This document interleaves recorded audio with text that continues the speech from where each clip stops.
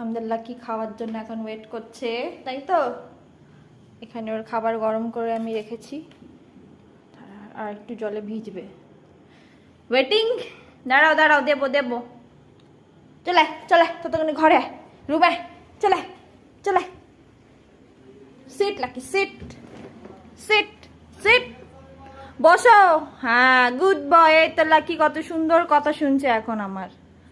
আমরা হয়তো বাড়ি এসে আমার আর কথাই শুনবে না, খালি আকাশের কথা শুনে। এখন বাড়ি এসে শুধু আমারই কথা শুনে, তাই না? Handshake lucky, handshake. Good boy. এই হাতটা হ্যান্ডশেক। Good boy.